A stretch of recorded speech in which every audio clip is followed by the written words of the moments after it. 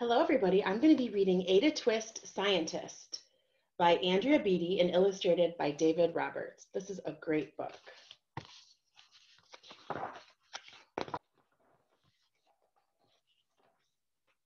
Okay, here we go. Ada Marie, said not a word till the day she turned 3. She bounced in her crib and looked all around, observing the world but not making a sound. She learned how to climb and made her big break with a trail of chaos left in her wake. She ran through the day chasing each sound and sight and didn't slow down till she conked out at night.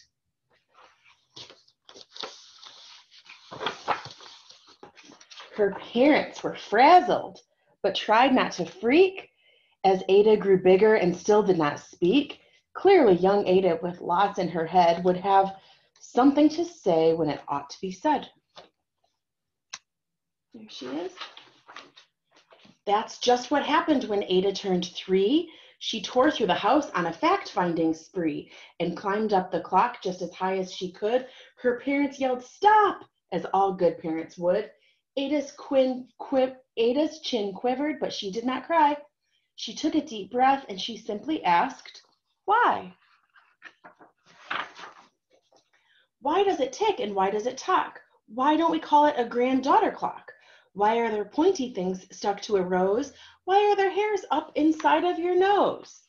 She started with why and then what, how, and when. By bedtime, she came back to why once again. She drifted to sleep as her dazed parents smiled at the curious thoughts of their curious child, who wanted to know what the world was about.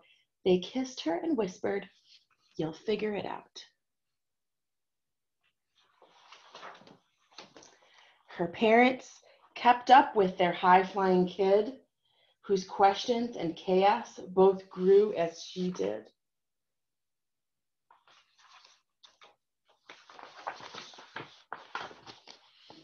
Oh, that's a good one.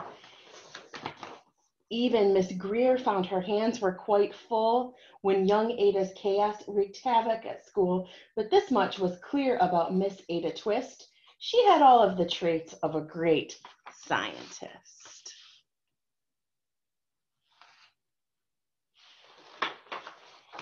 Ada was busy that first day of spring, testing the sounds that make mockingbirds sing, when a horrible stench whacked her right in the nose, a pungent aroma that curled up her toes. "Zowie," said Ada, which got her to thinking, what is the source of that terrible stinking? How does a nose know there's something to smell? And does it still stink if there's no nose to tell? She rattled off questions and tapped on her chin. She'd start at the start where she ought to begin. A mystery, a riddle, a puzzle, a quest. That was the moment that Ada loved best.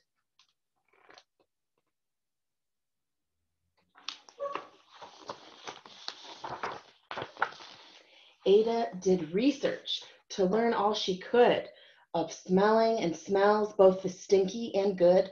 One hypothesis Ada thought could be true: the terrible stink came from Dad's cabbage stew.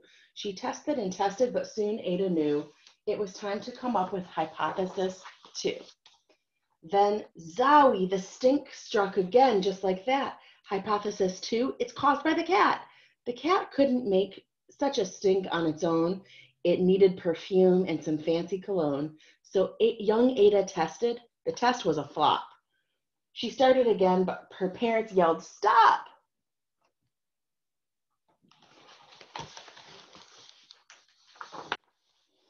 Ada Marie, to the thinking chair now. By the time we count 3. "Enough," said her mother. "That's it," said her dad. Her parents were frustrated, frazzled, and mad. "Why?" Ada questioned. Her mother said, "No." "What?" Ada queried. Her father said, "Go. You've ruined our supper. You've made the cat stink. Enough with your questions. Now sit there and think." She looked at her parents. Her heart turned to goo. Poor Ada Twist didn't know what to do.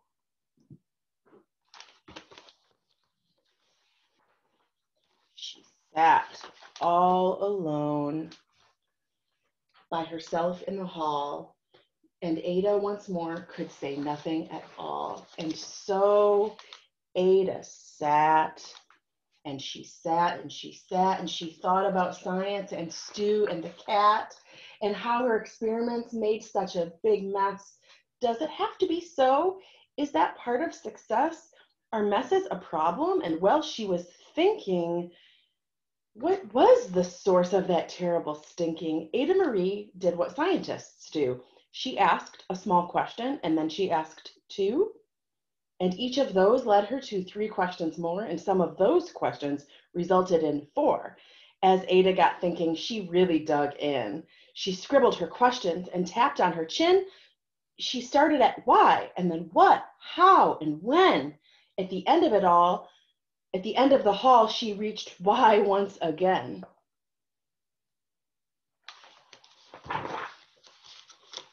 Her parents calmed down and they came back to talk. They looked at the hallway and they just had to gawk. No patch of bare paint could be seen on the wall. Uh-oh. The thinking chair now was the great thinking hall. They watched their young daughter and sighed as they did.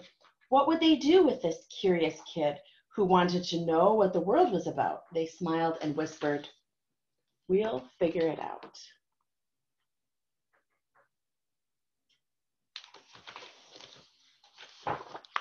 And that's what they did, because that's what you do. When your kid has a passion and heart that is true, they remade their world. Now they're all in the act of helping young Ada sort fiction from fact. She asks lots of questions. How could she resist? It's all in the heart of a young scientist.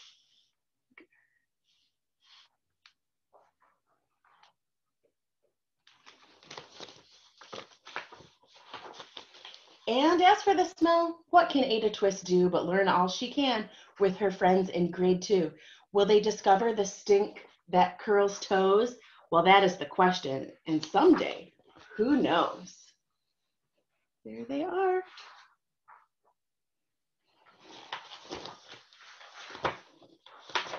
The end. I hope you enjoyed Ada Twist Scientist. Such a good book by Andrea Beatty, illustrated by David Roberts. Thank you.